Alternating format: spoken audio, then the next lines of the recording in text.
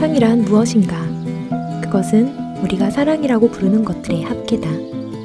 그는 그렇게 사랑이 가고 없는 자리에서 지나간 사랑의 합계를 늘려갔다. 그는 처음으로 자신의 안락한 검은 천체가 외롭다고 생각했다. 박하신 소설 천체 물리학 궤도상의 사랑좌표 일부를 읽어드렸습니다. 안녕하세요, 소라 여러분. 문학의 소리를 듣고 전하는 문학라디오 문장의 소리입니다. 저는 우다영입니다. 801회 2부는 첫 소설집 특집으로 진행됩니다. 누구에게나 처음은 남다른 의미를 가질 텐데요. 오늘은 첫 소설집을 출간하신 작가님들을 모시고 이야기 나눠보려고 합니다. 박하신, 최수진 소설가 자리해 주셨습니다. 안녕하세요. 반갑습니다. 네. 두 분 문장의 소리 소라 여러분들께 소개 한번 부탁드릴게요. 최수진 작가님. 네, 반갑습니다. 안녕하세요. 문장의 소리 독자, 청취자 여러분. 저는 최수진입니다. 작가이자 직장 생활을 하고 있고요. 오늘 녹음 덕분에 즐겁게 회사를 빠지고 여기 와서 앉아 있습니다. 너무 축하드립니다. 감사합니다. 저희가 한 몫을 했네요. 그러니까요. 네, 박하신 작가님. 네, 안녕하세요. 소설을 쓰고 있는 박하신입니다. 문장의 소리 청자 소라 여러분 인사드리게 되어 기쁩니다. 첫 소설집 여기까지 한 시절이라 부르자를 출간하면서 여러분을 만나뵙게 되었습니다. 반갑습니다. 네. 저희가 796회 첫 시집 특집으로 새해를 열었었는데요. 이번엔 첫 소설 특집으로 두 작가님을 모셨습니다. 두 분 책이 나온 지 조금씩은 시간이 지난 뒤일 텐데 어떻게 지내고 계신지 근황을 여쭤보려고 합니다. 네. 저는 최수진이고요. 네. 여름에 이렇게 책을 내고 나온 다음에 가을까지 이렇게 사계절 출판사에서 신경 써주신 덕분에 독자와의 만남을 갖기도 하고 이렇게 좀 즐거운 시간을 보냈던 것 같아요. 그리고 지금은 자음과 모음 트리플 라고 하는 어떤 소설집에 또 청탁이 있어서 그 부분에 관련돼서 집필을 하면서 지내고 있습니다. 요즘에 근데 또 어떻게 보면 지금은 또 계절이 이렇게 계속 가고 있는데 녹음하고 있는 지금이 겨울이랑 봄 사이쯤이에요. 이상하게 지금 겨울 동안 좀 잠이 많았던 기억인데 겨울잠을 많이 자고 봄이 되고 하면서 좀 새롭게 깨어있는 마음으로 좀 지내려고 하고 있습니다. 목소리가 저는 이제 이어폰으로 듣고 있는데 또랑또랑 하셔서 저희 아마 저쪽 바깥에서도 스튜디오를 빵빵 울리고 계실 거예요. 네, 감사합니다. 네, 칭찬해 주셔서. 지금 그 내신 첫 책이 점거당한 집도 3편의 연작 소설인데 트리플도 이제 3편의 소설로 내는 책이잖아요. 그러면 준비가 많이 가 되셨을까요? 말씀하신 것처럼 숫자 3이라고 하는 거랑 좀 제가 이어지는 부분들이 신기하게 있는 것 같아요. 근데 좀 생각을 해보면 소설을 쓸 때 있어서 3이라고 하는 걸 제가 좀 좋아하고 있는 것 같기는 해요. 그러니까 어떤 하나의 화자가 있어서 이야기 하나를 일방적으로 끌고 가는 게 아니라 3이라고 하면 정이 있고 반이 있고 그것이 일종의 세 번째 길이 그런데 합이라기보다는 아예 좀 삐뚤어지게 옆으로 가는 아예 제3의 엉뚱한 뭔가가 있는 정도의 구성을 좋아해서요. 말씀하신 것처럼 그래서 트리플을 좀 쓰면서는 근데 또 저는 그것이 즐겁지만 그래도 또 이게 너무 뭐랄까 반복적으로 느껴지면 안 되겠다라는 생각이 있어서요. 좀 점거당한 집은 느슨한 종류의 연작인데 또 다른 종류의 긴장감을 가져가려고 의식적으로 노력하고 있는데 사실 이게 좀 잘 모르겠어요. 어떻게 보면 첫 번째 책보다도 두 번째 책을 준비를 한다는 게 더 어려운 부분도 사실은 좀 있는 것 같아요. 저는 첫 번째 책을 읽은 독자로서 기대를 해보고 있겠습니다. 감사합니다. 박하신 작가님 근황 어떠실까요?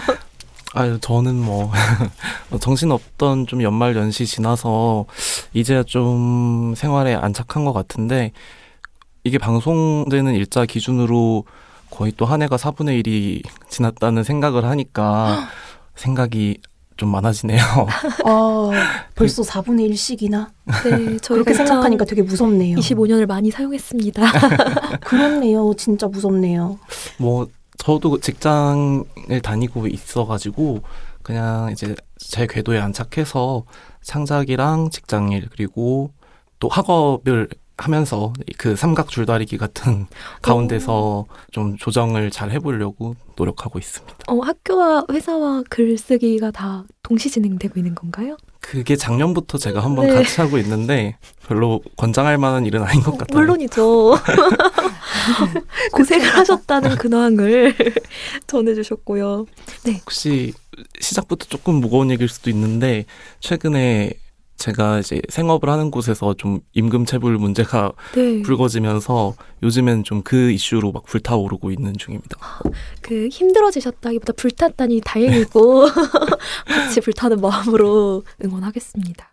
박하신 작가님은 여기까지 한 시절이라고 부르자로 제1회 문학수첩 신인 작가상을, 그리고 최순진 작가님은 점거당한 집으로 제4회 박지리 문학상을 수상하셨습니다. 저희가 방송 시작하고 어떤 상을 받으셨는지 지금 설명을 드리네요. 두 분 다 축하의 말씀 드리면서 첫 그 수상 당시의 기쁨과 첫 책을 받아보셨을 때의 감정 어떠셨을지 들어보려고 합니다. 하신 작가님 어떠셨나요? 제가 그 수상 연락을 받았을 때 되게 공교롭게도 그 예비군 마지막 훈련을 받고 있었거든요. 근데 그때 이상하리만치 그 사격을 하는데 관역의 총알이 딱딱 날아가서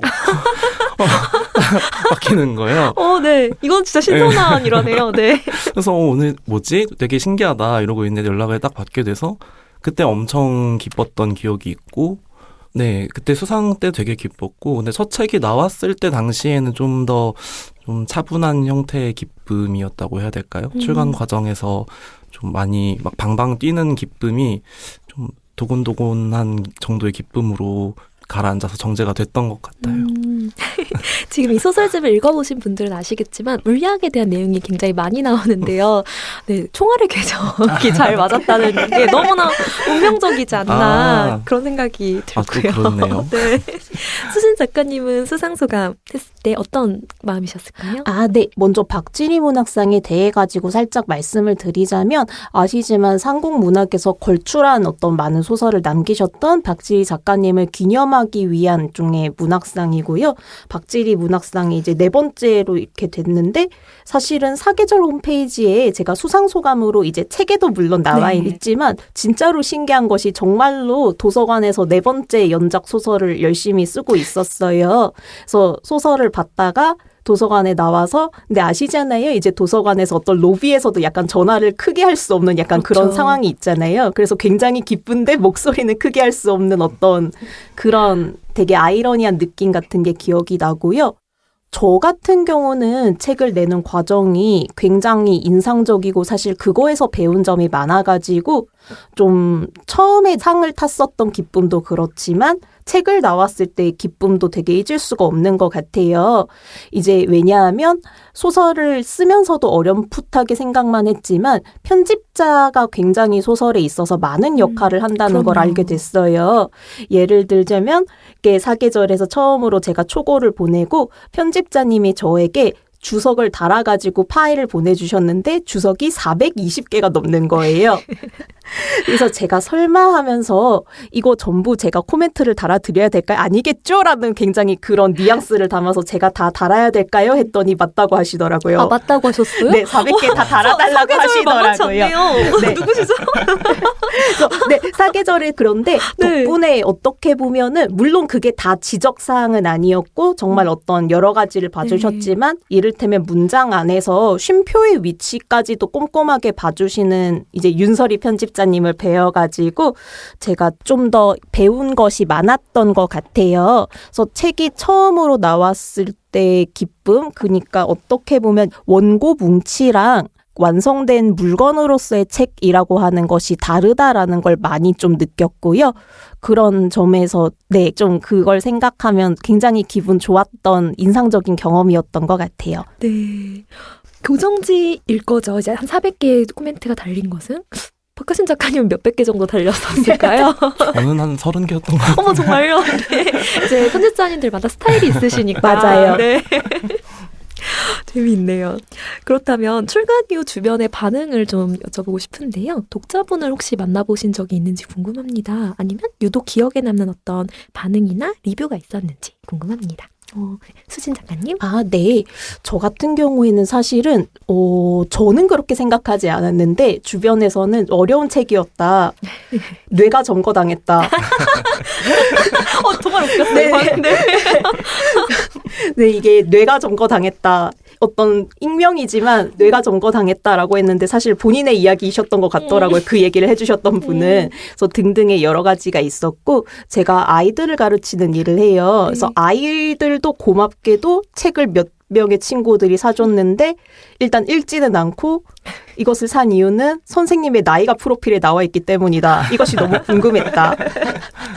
이런 얘기들이 좀 있었고요. 그래서 좀 재미있기도 했었고 인상적이었고 감사한 반응은 사계절 출판사에서 응원해 주기 위해서 저를 이렇게 독자 간의 만남을 한번 해주셨는데 책이 아무래도 지방 도시들을 다루고 있기 때문에 서울이 이상하게도 좀 아닌 곳에서 다들 열렸어요. 그러니까 파주에서도 하기도 했었고 사계절 출판사가 있는 그리고 경주에서도 저희가 실제로 이 책에 나오기도 했던 너른벽이라고 하는 책방에서 진행을 했었는데요.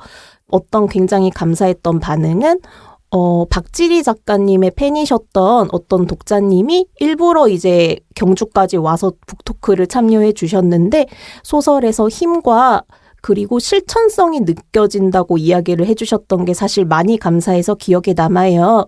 왜냐하면 제가 문학에서 실천성이라고 하는 게 굉장히 제 소설에서 드러났으면 하는 부분이어서요.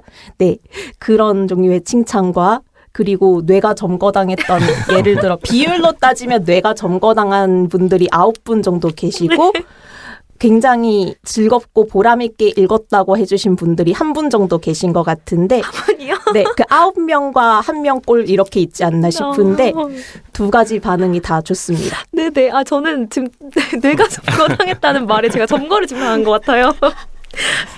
제 스타일이었던 것 같아요. 그 말이. 네, 감사합니다. 외삼촌 듣고 계신가요? 역시 외삼촌에게 어울리는 네, 말씀이셨네요. 보통 친척들이 이런 평을 네, 보통 그렇죠. 제 마음에 꽂혀버린 말이라. 네. 네네. 하신 작가님이 어떤 반응 있으셨을까요? 저는 독자들의 반응이 놀라우리만치 없었습니다. 아니, 외삼촌의 반응 있으셨을까요? 외삼촌의 반응은 제가 미처 전해 듣지 못했네요. 근데 조금 농담이고 아직까지 근데 제가 독자분들을 실제로 만나 뵌 적이 없어요. 다 저희 뭔가 소라 관계가 여러분과 첫 만남이신 걸까요? 거의 맞습니다. 출판사에서 뭔가 북토크 같은 거를 이제 유튜브 형식으로 뭐 찍거나 이런 적은 있는데 이게 실제로 오프라인으로 마주한 경험이 없다 보니까 그런 실감은 아직 못 해봤던 것 같아요. 그런데 이제 너무 독자가 너무 궁금하잖아요. 독자 많은 분들이. 그래서 책이 나오고 광화문 교보문고에 가서 제 책이 매대에 있는 걸 한번 또 보고 네네. 사진도 남기고 그리고 한 15분 정도 거기를 서성거렸어요.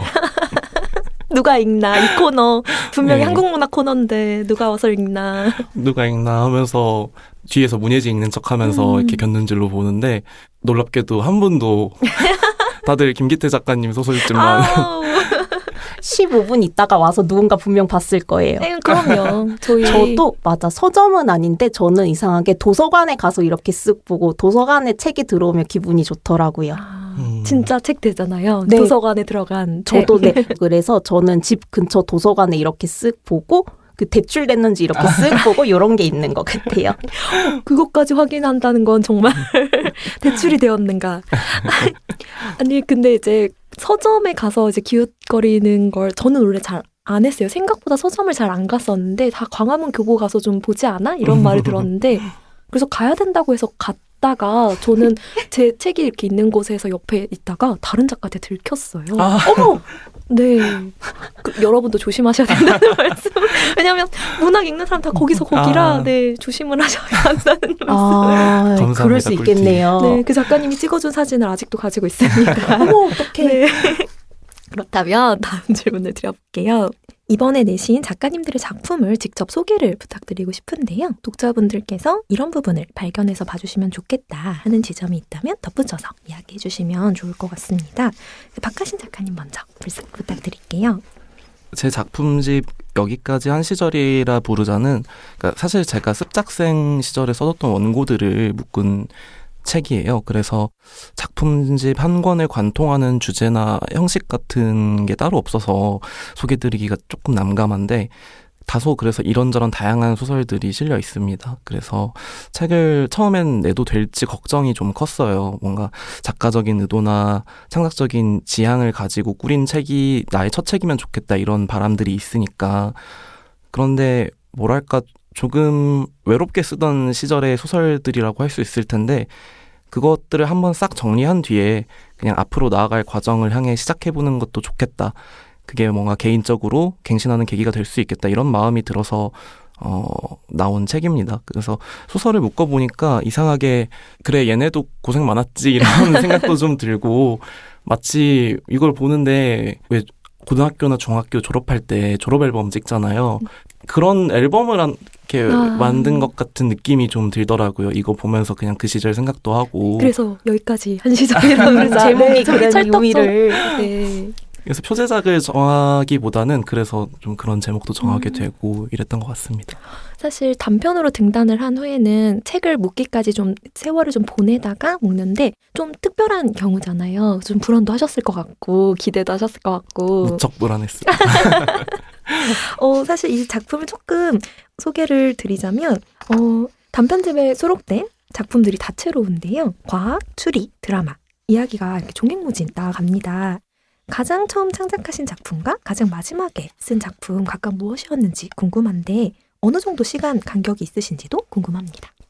가장 처음 창작했던 건 이제 소설집 권두에 있는 포물선이라는 작품인데요. 그게 아마 2020년도에 썼던 걸로 기억을 해요. 근데 이제 마지막에 쓴 작품은 그 시소라는 작품이고 그거는 책이 나오기 직전에 2024년 5, 6월 이때쯤까지 썼던 작품으로 기억해서 한 4년 정도 시간이 걸렸던 것 같아요. 근데 4년 동안 8편 쓴 건 아니고 보통은 이제 2-3달에 한 편 정도씩 써야겠다 이런 생각을 하고 있습니다. 사실 4년 정도면 일반적으로 이제 등단을 한 후에 소설을 모아서 내는 정도의 시간이긴 해서 알맞는 책 한 권의 소설집을 쓰는 시간에 맞았던 것 같은데 그렇다면 8편의 작품 배치는 어떤 것을 염두하고 하셨을까요? 이게 저도 첫 책이다 보니까 많이 배우면서 묻게 됐는데 사실 큰 배치 전략이랄 게 없었거든요. 그냥 처음에 쓴 소설이니까 그래 포물선 너 맨 앞에서 이렇게 공평하시네요. 첫째한테 너는 첫째니까. 좀 그런 느낌으로. 네. 그리고 마지막 작품은 그냥 마지막 문장이 이거 책 닫을 때 이 문장으로 끝나면 좋을 것 같다 싶어서 그냥 마지막에 두고 이런 식으로 막 배치를 했는데 이게 해보니까 앞에 2-3 작품에 뭐 물리학이라든지 뭐 천체 물리학 뭐 이런 키워드들이 나오니까 이게 어떤 첫인상처럼 좀 좌우하는 게 있더라고요. 그래서 다음에 책을 내게 된다면 이런 것 좀 고려해야겠다. 진입장벽이 생길 수도 있겠다. 벌써 다음에 많은 것을 기획하시는 작가님이 되셨네요. 그렇다면 수진 작가님에게 소개를 한번 부탁드리고 싶은데요. 점거당한 집은 어떤 작품일까요? 점거당한 집은 3편의 어떤 단편들이 느슨하게 묶여있는 연작 소설집이에요. 책은 좀 기이할 수도 있는데 2030년대 초반에 이제 한국에 원자력 발전소와 관련된 사고와 같은 안 좋은 일이 좀 생기고 이런 가상의 일을 배경으로 해서 특정한 도시, 즉 광주 그리고 아시아문화전당 그리고 용인에 있는 백남준 아트센터 그리고 경주에 있는 커다란 빈 무덤들과 같이 특정하고 구체적인 장소들이 재난을 맞이했을 때 어떤 일이 생기는가 그리고 그곳에서 재난이 일어난 다음에도 여전히 살아가는 사람들은 본인들의 어떤 역량을 이용해서 그런 재난들 속에서 살아가고 버티고 그것을 예술로 만들어내는가라고 하는 주제를 가지고 있고요. 이게 지금의 저가 2020년대에 있는 제가 2030년대라고 하는 나름의 근미래를 창작했기 때문에 어쩔 수 없이 생기는 아시지만 구성상의 문제가 있어요. 이를테면 작년 말에 있었던 큰 사건인 계엄과 같은 것이 이를테면 소설에 나올 수가 없었는데요. 아마도 그런 것들이 보시면서 이를테면 평행세계라고 할 수 있겠죠. 이렇게 앞에서도 잠깐 물리 이야기를 해주셨지만 실제는 우리가 이 세상에 있으면서 사실 다른 세상이 있을 수 있었다던가 어떤 다른 가능성이 있었다던가 하는 것을 겹쳐서 보시면 제가 보기에는 조금 더 재미있는 부분이 있지 않을까 싶어요. 한편으로는 제가 보기에는 아까 제가 계엄에 대해서는 사실 좀 웃기자고 이야기를 한 부분도 있지만 저희 웃었어야 돼요. 아니요. 괜찮습니다. 그렇게 짐작하지 못했기 때문에 좀 새롭게 읽히는 부분도 있는데 예를 들어 첫 번째 광주 아시아문화전당 편에서는 5.18과 조금은 연결이 되어서 그곳의 특정 공공기관을 점거하고 시위를 하는 사람들의 마음이 나오는데 이걸 제가 썼었지만 작년 연말에 저도 물론 길거리에서 뭔가 시간을 보내고 하면서 시위를 하고 할 때 제가 썼었던 그런 말들이나 이런 것이 또 새롭게 읽히는 부분들이 있더라고요. 그래서 어떻게 보면은 허상의 시간대를 구체적인 장소랑 이제 결합해서 난 이상한 시도일 수도 있지만 그렇기 때문에 우리가 실제의 삶을 겪으면서 저의 욕심이지만 거듭해서 이렇게 읽어볼 수 있는 부분들이 있지 않나 하고 생각하고 있습니다. 네. 저도 이 책을 쓰셔서 상을 받으신 시기, 책이 나온 시기, 그리고 다음을 좀 봤는데요. 그 작년 말부터 지금 일어나고 있는 이 사건이 굉장히 이 책을 완성한 것이 아닌가처럼 여기서도 그런 텍스트가 돌아오고 여러 가지 것들이 기워진다는 생각이 제일 많이 들었는데 그러면서 내가 쓴 글이 돌아오기도 하고 다른 사람이 가기도 하는 게 내가 쓴 이 시위의 여러 상황들이 다시 돌아오셨을 것 같아요. 작가님에게. 그런 생각을 하면서 재밌으셨겠는데 작가님은? 이런 생각이 들었고요. 혹시 차례대로 쓴 순서대로 실게 되셨을까요? 그렇지는 않고요. 이제 고민을 하면서 나름대로 배치를 했는데 다행히 저는 3편이라서 비교적 좀 이제 어떻게 보면은 경우의 수가 많지 않아서 적죠. 또 그런 고민을 할 수 있었던 것 같아요. 그래서 우선은 맨 처음에 나왔던 길 위의 희망 같은 경우에는 여러 가지 각계각층의 사람들이 나오죠. 시위를 하고 되게 다른 계층의 사람들 평소에 만날 일이 없었을 사람들이 시위를 하면서 만나는 어떤 여러 명의 사람들이 있다면 두 번째 작품이자 표제작인 점거당한 집은 예술을 하고 있는 남매 두 사람의 교감을 중심으로 어떻게 보면 두 사람이 서로 핑퐁을 하듯이 왔다 갔다 하는 부분이 있고 반면 그래서 마지막 금일의 경주는 고독한 작가, 한 명의 젊은 작가인 금일이라고 하는 사람이 어떤 텅 비어버린 경주라고 하는 곳을 배회하면서 여러 가지 생각들을 하고 그러면서 창작을 해나가요. 어떻게 보면 사람의 수가 점점 줄어들면서 좀 집중이 있기도 하고 하지만 마지막에 그래서 한 명의 작가가 남지만 결국 그 사람도 어떻게 보면은 달리 보면 여러 명의 독자들과 만나는 것이기 때문에 사람의 수가 점점 줄어들지만 금일의 경주의 마지막 부분에서 이들 또한 시위를 나가듯이 이게 다시 여러 명의 사람들과 만나면서 삼각형이지만 이것이 원을 그리면서 순환하는 구도이겠다라고 생각하고 좀 정했던 것 같아요. 굉장히 말씀 설명을 잘 해주셨는데 사실 이 이야기를 관통하는 이 연작으로 만드는 것은 화자인 내가 기자잖아요. 근데 이제 세 번의 이야기에서 전 세 번째에서 갑자기 기자인 나, 화자가 드러나면서 굉장히 재미있더라고요. 이 화자의 이야기가 드러나면서 모든 것이 이 작품과 메타적으로 모든 게 완성이 되고 있다 이런 생각이 들었고 그런 말씀을 드리고 싶었습니다. 아이 감사합니다. 하신 작가님께도 좀 질문을 드려보려고 하는데요. 그 개별적인 이야기처럼 보이는 작품이지만 또 작가님만의 연결고리가 있는 듯 보였습니다. 그 사랑이라는 키워드, 어쩌면 작가님의 이제 특유의 유머, 어떤 뻔뻔함 이런 힘을 느꼈는데요. 작품을 쓰고 또 엮으면서 마주한 그리고 스스로 골몰하고 있는 지점이 있다면 무엇일까요? 우선 제게 이제 유머를 읽어주셨다면 너무 감사한 말씀입니다. 저는 키득대면서 쓰는데 그게 남들한테 안 웃긴 경우가 빈번하더라고요. 그래서 오늘 왜 이렇게 속상한 말씀 많이 하세요? 우리 오늘 칭찬 많이 해드리기로 해요. 네, 칭찬 하겠습니다. 3개씩 해드리기로 하겠습니다. 세겠습니다. 네. 근데 이제 뭐 유머는 그냥 제가 꼭 놓지 않고 가려고 하는 부분은 맞는데 그래서 그냥 그거를 누군가 읽었을 때 웃기다라고 하면 혼자서 그냥 비식비식 웃고 그래서 골몰하는 지점이라고 하긴, 이런 게 골몰하는 건가요? 그럼요. 그래서 골몰하는 지점이라고 하면 그 왜 사랑이라는 키워드 짚어주셨는데, 저는 좀 감정 같은 것도 대개는 이제 서로 다른 감정들의 형태나 모양과 내용이 있고, 사람들이 이제 거기에 되게 많은 재미와 흥미를 이제 느끼기도 하고 이렇게 되잖아요. 근데 저는 이제 감정의 내용도 내용이지만 사람들이 그 감정에 가닿는 어떤 방법론적인 부분들, 그런 게 되게 흥미롭더라고요. 가령 뭐 물리학에 관심이 많은 사람이라면은 그 어떤 사랑이라는 감정을 그거를 포착하고 혹은 그걸 표현하는 방법도 다를 거고, 그래서 일반적인 사랑의 내용도 좋지만 그 사랑을 어떻게 그 사람은 포착하고 어떻게 표현하는가, 이런 좀 추상적인 것들을 사람들이 감각하는 방법이나 그걸 각자만의 방식으로 표현하는 방법, 이런 것들이 저는 이제 작품 창작하면서 많이 흥미로웠던 것 같아요. 그래서 좀 다양한 인물들의 입을 빌려서 그런 걸 해보고 싶다라고 생각을 하면서 작품을 썼던 것 같습니다. 네, 8편의 소설들이 다 좀 다채롭고 다 다른데도 관통하는 게 관념에 대해서 굉장히 많이 다루고 계세요. 근데 놀랍게도 관념에서 끝나는 게 아니라 그게 다 인간의 마음으로 가서 휴머니스트시다. 칭찬 도장 하나 들어갔네요. 하나. 네. 하나. 휴머니스트다. 그래서 궁금했습니다. 평소 어떤 인간적이라는 말을 많이 들으실까요? 저 인간적인가요?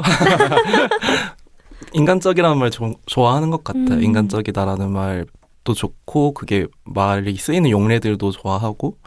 근데 좀 한편으로는 제가 또 소설을 쓰면은 그 인물들이 인간적이지 않다라고 또 느껴지는 분들도 좀 사회에 잘 네. 적응을 못 하시는 공대 나오신 분이나 뭐 이런 느낌의 분들이 많이 있으시잖아요. 근데 공대는 아니시잖아요. 네, 그렇죠. 인물들이 잠깐 헷갈렸네요. 네. 그렇다면 똑같이 이런 하신 작가님의 작품에 나오는 뻔뻔함, 유머가 있었는데, 그 수진 작가님도 실제 하는 공간과 아직 오지 않은 시간을 이렇게 만나게 해서 참 묘한 분위기가 형성이 됐습니다. 이를 통해 작가님께서 의도하신 부분이 있으셨을 것 같은데 어떠셨나요? 사실은 이게 좀 역으로 다 하나만 여쭤보아도 되나요? 제가요? 네, 궁금한 부분이 있더라고요. 그러니까 이제 소설가들이 뻔뻔하다라고 하는 부분이 있는데, 이게 사실 좀 웃긴 질문이지만 소설가들만의 뻔뻔함이라는 게 어떤 소설을 안 쓰는 문학가의 입장에서 본다면 어떤 느낌일까? 이게 제가 사실 궁금해서 뻔뻔한 게 뭔지 한번 살짝만 여쭤봐도 될까요? 근데 저도 소설 쓴 지 오래돼서 내부자가 돼서 제 말이 뭔가 효용이 있을까요?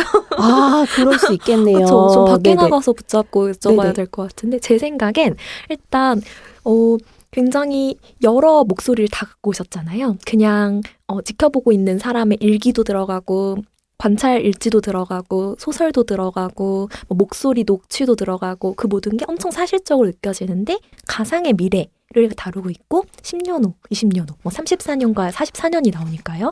그 모든 걸 분명히 일어나지 않은 일인데, 그리고 이렇게 복잡하게 구체적으로 진짜 있는 것처럼 증거처럼 제시를 하는데 아니잖아요. 네. 구라를 잘 친단 말이었군요. 그럼요. 그거였네요. 순화된 말로 저희가 그 작가님이 죄송합니다. 좋은 말을, 예쁜 말을 잘 써주세요. 죄송합니다.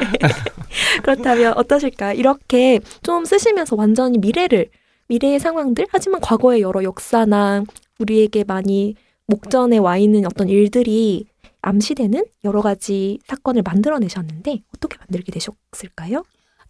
상세하게 얘기해 주셔서 감사해요.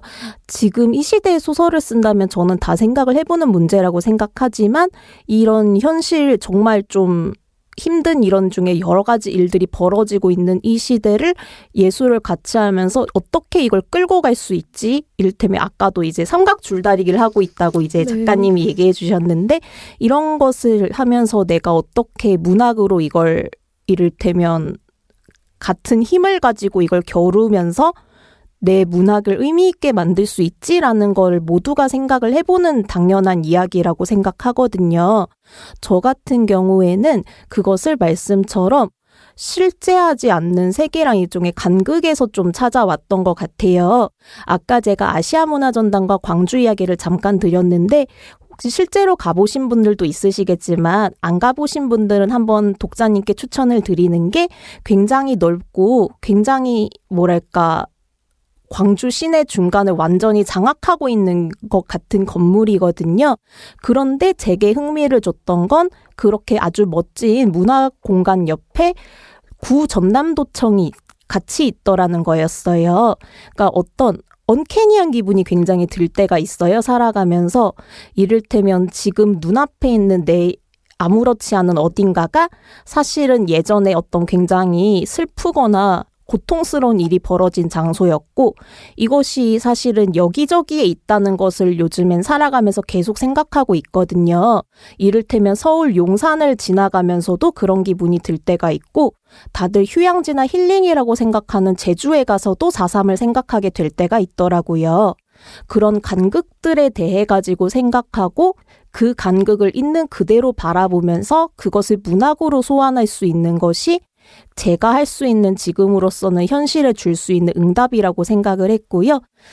그런 점에서 어떻게 보면은 허구의 무엇인가를 자세하게 묘사하는 일은 현실에도 저는 분명히 영향을 줄 수 있는 일이라고 생각해요.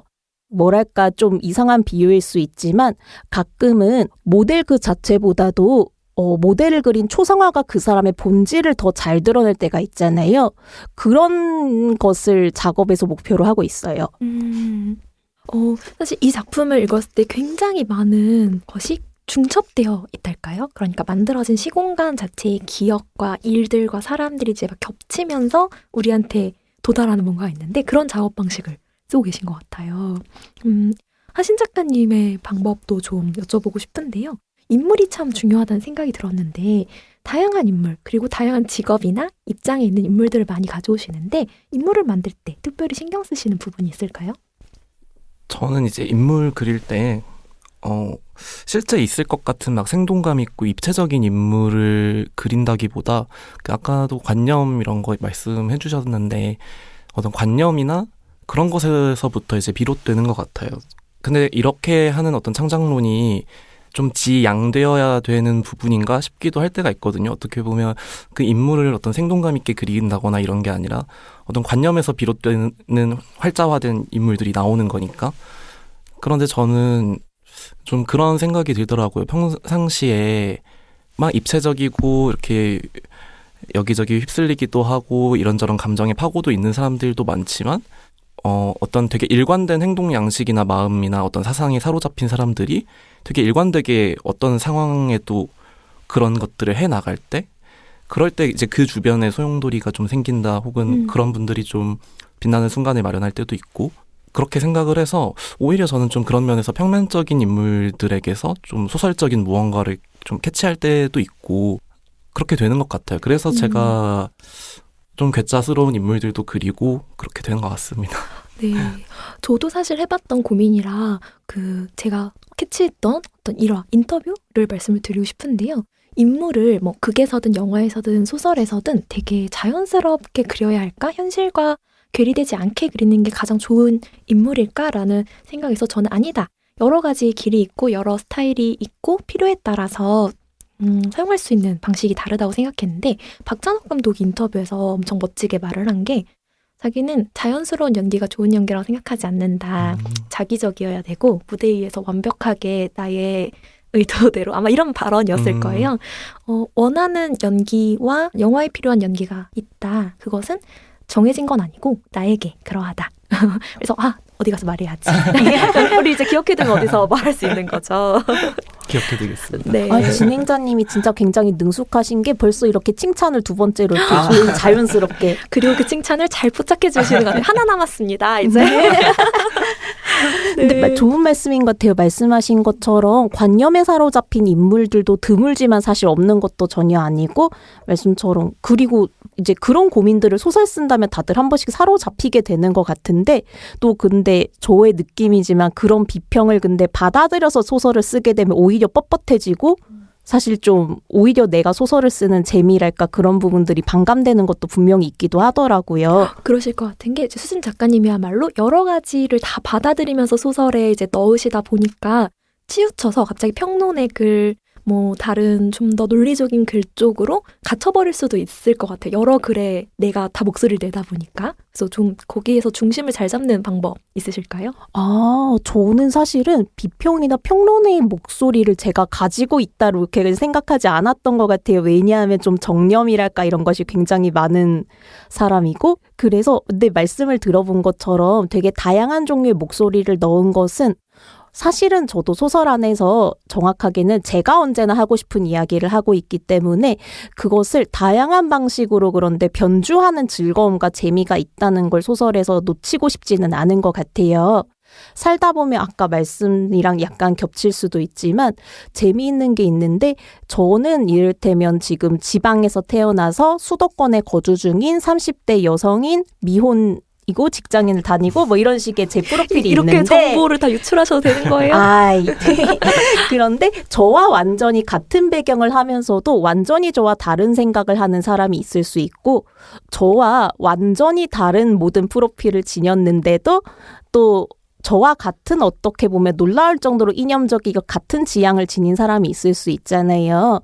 그렇다면 사람을 구성하는 환경과 거기에서 형성되는 자아가 있고, 이런 것들이 뭐랄까 서로 묶이기도 하고 끊어지기도 하면서 되게 다양한 걸 이루고 있을 텐데, 그것들을 어떻게 보면은 좀 소설에서 더듬어 나가는 재미가 항상 있는 것 같아요. 그래서 인물을 구성할 때 가능하자면, 그리고 하나 더 추가를 의식적이랄까 하는 부분들이 있다면 당연하지만 소설에 잘 도입되지 않는 소수자의 목소리들을 많이 일부러 도입을 하려는 건 굉장히 사실 좀 의식하면서 하고 있기는 해요. 그렇군요. 저희가 시간이 엄청 많이 돼서 마지막 질문을 한번 드려보려고 합니다. 이제 사적인 얘기를 저희가 좀 못 듣고 그렇게 작품에 대한 얘기들을 많이 들어서요. 어떻게 살고 계신지 궁금해서요. 작가님들의 취미에 관해서 이야기 나눠보고 싶습니다. 혹시 특별히 좋아하시는 것들이 있는지 하신 작가님 있으신가요? 저는 취미로, 요즘에는 취미를 즐길 시간이 조금 부족해서 열심히는 못하고 있는데, 조금 예외일 수 있지만 저는 MMA를 좋아해서 네. MMA 같은 거 하면서 땀을 좀 흘리고 활동량을 좀 채우고. 제가 MMA를 저도 모르는 좀 것 같아요. 무식해서 네. 그런지 저도 잘 지금 몰라요, 저희 MMA를. 모두 바깥에도 모두 모르신다고 합니다. MMA라고 하면 왜 믹스드 마샬 아츠라고 해서 UFC 같은 싸우는 건가요? 예, 그런 오빠 이렇게 그래요? 순한 표정을 가지고 운동을 평소에 싸움을 좀 하시. 가죽 운동을 하시는 거 아니에요? 운동을 하시기 때문에 또 이런 거 아니에요? 근데 그게 되게 그런 게 있어요. 그걸 거기에 가서 뭔가 무도가의 자세로 네. 그 사람들이 대하다 보면은 겸손과 예의를 겸비하게 되고. 어쩐지 오늘 되게 겸손한 태도가 있으셨잖아요. 그러니까요. 저는 이렇게 좀 건방지게 지금 앉아 있거든요. 되게 마음 수양에 되게 좋은 것 같다라는 생각을 합니다. 근데 공부도 하시고 회사도 다니면서 운동도 하시면 진짜 굉장하신 건데 소설까지 쓰시고. 세상에 와. 삼각이 아니라 사각이 네 가지를 줄다리기를 하고 계셨네요. 근데 그건 뭐 이제 시간 나면 취미로 하는 거니까. 그래서 거의 헤르미온느처럼 하루를 48시간으로 사용하시는 칭찬입니다. 대단하십니다. 근데 저 많이 게으른 사람입니다. 집에서 누워 있는 거 좋아하고. 아니, 이렇게 말씀하시는 분들이 다들 항상 그렇죠. 취미가 너무나 강력해서 좀 엄청난 취미 하나 말씀해 주셔야 될 것 같은데. 저는 사실 그렇게 취미가, 저도 이제 회사를 다니고 저는 이제 소설을 쓰는 것만으로 이미 저의 인생이 많이 차 있다고 생각을 좀 해서요. 자랑 비슷한 것이기는 한데, 취미라면 요즘엔 독서 노트를 좀 쓰려고 해요. 근데 필사는 아니고 예를 들어 책을 읽는다던가 뭔가 전시나 이런 걸 다녀와가지고 이렇게 다이어그램이랄까 한눈에 보기 쉽고 이런 형태로 좀 뭔가 이제 정리를 해놓으려고 하거든요. 왜냐하면 소설을 쓰면서 사실은 인생만이 아니라 책이랄까 전시랄까 공연이랄까 그런 것에서도 얻는 게 있을 거라는 생각이 들어서 이걸 좀 더 보기 쉽게 정리를 해두면 나중에 읽기도 좋고 뭔가 좀 이렇게 스스로 좀 뿌듯한 마음이 있더라고요. 그런데 앞에서 MMA에 비해서 아무것도 아니었기 때문에. 역시 물리가 최고죠. 그러니까 그런데 물리를 물리적인 것이 괜히 물리가 강력하네요. 아니었네. 두 분의 실체를 오늘 거의 마지막에서야 네, 알게 되었고요. 저희 그래도 낭독을 한번 청해 듣고 싶습니다. 어떤 부분을 가지고 오셨는지 수진 작가님 먼저 낭독 한번 부탁드립니다. 먼저 두 부분을 조금 나눠서 읽어보려고 하는데요. 첫 번째 부분은 길 위에 희망에 있는 부분이고요. 62쪽에 있는 부분인데요. 살짝 말씀을 아까 드리자면은 사실 이 세 편은 화자가 다 다르기는 해요. 그래서 이 편에서는 어떤 화자가 지금까지 잘 이해하지 못했던 인물에 대해서 뭔가 깨닫게 되는 부분인데 읽겠습니다. 문득 나는 깨달았다. 더 정확히는 그때 어떤 기미를 느꼈고 나중에야 의미를 부여했다. 낯선 나라의 낯선 지방에서 남모를 시위대에 끼어 두 달을 견뎌낼 수 있는 평범한 사람은 없다는 사실. 다른 모든 사람과 같이 찰란 씨의 내면도 드러나 보인 것 이상으로 복잡한 음영과 깊이를 지녔다는 사실. 내가 함부로 건널 수도 없고 건너가겠다고 말해서도 안 될 요철과 절벽과 계곡이 있다는 사실. 그럼에도 그것이 있다는 사실을 내가 손을 뻗어 찰란 씨의 손을 맞잡았다고 쓰고야 마는 것. 구태여. 네, 그리고 책의 마지막 부분쯤에 있는 정말 마지막 구절을 좀 읽어보려고 합니다. 책의 마지막으로 이것이 어울린다라고 하면서 쓰게 되었고요. 176쪽에 있는 마지막 문단을 읽겠습니다. 유리와 콘크리트로 폐허를 뒤덮어 막다른 벽으로 우리를 서서히 떠미는 시간의 흐름처럼 금일이 천착했던 주제들도 불변하니 우리가 기억하는 소설 속 어떤 일들은 스스로 행하지 않는 방식으로 끝내 행해지기 마련이다. 나는 금일을 위해 글을 쓰지 않았다. 금일이 나를 위한 글을 썼다. 오, 그러면 저는 읽을 때 이 세 편의 연작 소설의 화자가 기자와 기록자의 위치에 있는 한 사람이라고 생각했는데 아니었나요? 아, 네. 조금씩 다르게 쓰려고 했고요. 그럼 약간 평행우주의 그런 걸까요? 네, 그럼에도 불구하고 읽어주신 부분이 맞다고도 볼 수 있는 게 마지막에 있는 화자가 다른 화자에 비해서 유난히 드러나 있는 사람인 것은 맞아요. 어떻게 보면 그래서 마지막 편은 한 사람이 두드러진 이야기 같지만 사실은 그렇지 않은 또 다른 작가가 말씀처럼 한 명의 작가는 죽었지만 다른 작가가 그걸 이어받는 이야기라고 생각하면서 쓰기도 했고요. 네, 낭독 부분 잘 들었습니다. 박수를 쳐야 될 것 같은 기분이. 와, 저도 칭찬받았어요. 어떻게 1칭찬, 3칭찬 했는데 큰 칭찬이었으니까요. 아, 네, 그럼요. 너무 감사합니다. 하신 작가님은 어떤 부분 읽어주실 건가요? 저도 그러면은 두 부분을 읽어봐도 괜찮을까요? 그 소설집 안에 포물선이라는 작품의 좀 말미에 해당하는 부분을 한번 읽어보겠습니다. 책상에서 35페이지입니다. 꿈에서는 드럼통을 탄 레미가 혜성처럼 긴 포물선을 타고 날아와 지상을 충격했다. 꼭 언젠가 그것이 나무둥치에 부딪히던 소리와 비슷했는데 움푹 파인 크레이터 속에서 놀랍게도 그는 코피를 쓱 닦으며 일어선다.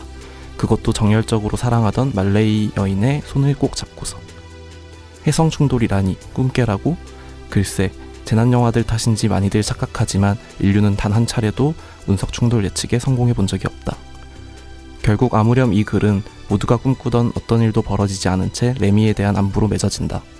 타미르 레미, 항공우주센터의 불법 체류자 잡부, 철진한 휴머니즘의 수호자, 구제불능으로 닿을 수 없는 포물선을 그리려던 호모 파라볼라. 하지만 나는 어쩐지 그에 대해서 떠올릴 때면 그와 보낸 과거 대신 어쩌면 당도할지도 모르는 작은 미래에 대해 생각해보게 된다. 어렴풋한 바람을 담아 던지면 언젠가 대양과 대륙을 돌고 돌아 뒤통수에 닿을지 모르는 테니스공같이 작고 둥근 미래를. 그럼 이만 아디오스 레미, 긴 주기를 품은 혜성처럼 그는 다시 돌아올지도 모른다. 그리고 원래는 여기를 읽으려고 했는데 최수진 작가님께서 작가의 말을 읽어주시는 거에 또 감동을 해서 나도 멋있는 거 따라하고 싶다는 생각이 들어서 좋죠. 작가의 말 270페이지부터 271페이지에 있는 작가의 말 마지막 두 문단을 읽어보도록 하겠습니다. 당연한 말이지만 소설은 소설이다. 허구와 상상의 산물이다. 그런 믿음으로 썼다. 그러나 어째선지 각 편마다 내가 보낸 어느 한 시절의 조각들이 비쳐 보인다는 느낌을 지울 수 없다. 분명 이 책에는 나를 구성하고 있는 어떤 풍경들이 편린처럼 담겨있다. 돌이켜보면 지지부진하고 남루했던 시절이다. 하지만 딱히 고통 속에 살았던 것은 아니다. 딱 지금을 빚어대는 만큼, 그러니까 기쁠 만큼 기뻤고 슬플 만큼 슬프며 그런대로 충분했다. 과거에 대해 별다른 폄하를 가하거나 낭만화하고 싶은 생각도 없다. 그렇게 살았던 것이고 다시 돌아간다고 해서 다른 선택을 하지도 않을 것이다. 글을 묵자니 그 시절의 나와 지금의 내가 나란히 걷고 있었던 생각이 든다. 그리고 이쯤에서 앞서 갔던 내가 문득 잠시 멈춰 뒤따르던 나를 마주한 것 같다. 이 마주침에 어떤 의미 부여를 할 수 있을지는 모르겠다. 다만 이쯤에서 어떤 조그만 결기를 맺고 싶은 바람이다. 작지만 다소 맹목적인 결기. 계속 해보고 싶은 마음. 그건 지금을 앞질러 걷고 있을 나의 몫이다. 그리고 또 계속 걸어갈 나의 몫이다. 그러니 마침표를 찍고자 시작한 것이 아니다. 새롭게 시작하려고 끝을 낸 것도 아니다. 계속하기 위한 매듭일 뿐이다. 아직 내가 가진 것의 100분의 1도 꺼내놓지 않았다. 나는 언젠가 미래의 나에게 다시 합류할 것이다. 엄청난 포부가 있는 부분을 읽어주셨는데요. 사실 수진 작가님이 아까 두 번째로 읽어주신 건 세 번째 소설의 작가를 끝부분이었어요. 기록하는 작가의 포부를 작가님이 읽어주신 거죠. 그런 신뢰를. 하지만 아주 비슷하게 맞아요. 소설의 부분과 작가의 말이 잘 어울렸습니다. 맞아요. 두 분의 작품론에 대해서 마지막으로 이렇게 장식을 해주셔서 뜻깊었고요. 저희가 즐겁게 떠들다 보니 시간이 마무리돼서 소감을 한번 들어보고 마치려고 합니다. 하신 작가님 오늘 나오셔서 어떠셨을까요? 이제 좀 입이 풀리나 했는데 좋아. 이것보다는 좀 더 재미나게 얘기를 할 수 있는 사람인데 그 예비군 총 정말 재밌었습니다. 맞아요. 그거 하나 했네요. 다행이네요. 제가 원래 제 목소리를 제가 듣는 거를 되게 좀 소스라치게 싫어하거든요. 그래서 좀 무섭긴 하지만 문장의 소리 잘 나오면은 잘 듣고 자기 전에 내 목소리 듣는 건 좀 이상하네요. 자기 전에 잘 듣고 있는데 이번에 또 역시 너무 즐거운 시간이었습니다. 네, 감사합니다. 잘 이끌어주신 덕분에 좀 정말 상투적인 말이지만 시간이 굉장히 잘 갔던 것 같아요. 그래서 저도 너무 재미있었고 네, 또 이제 독자님과 사실 저는 청취를 어떻게 보면 목소리에 길게 귀 기울여 하는 걸 조금은 어려워하는 편이라 문장의 소리를 자주 들었다고는 할 수 없을 것 같아요. 근데 이렇게 와서 보니 너무 편안한 분위기였고 또 진행을 즐겁게 할 수 있었어서 독자님들께도 이런 즐거운 좋은 분위기가 어떤 3월에 좀 잘 가닿았으면 하는 바람이 드네요. 감사합니다. 감사합니다. 저희가 서로에게 칭찬을 한 번씩 돌렸어요. 네, 이렇게 훈훈한 방송 해주셔서 감사드립니다. 문장의 소리는 소라님들과 함께 작가님들의 작품 활동을 응원하겠습니다. 저는 다음 주 802회 1부로 다시 인사드리겠습니다. 곳곳에 가닿을 문학의 소리를 상상하며 마칩니다. 저는 우다영이었습니다. 나무 향기가 좋아서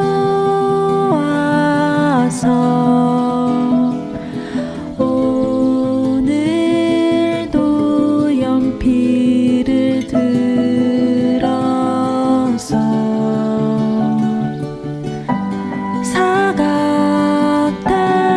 사각대는 소리 귀 기울이다 반가운 소식에 고개 들면 문학 라디오 문장의 소리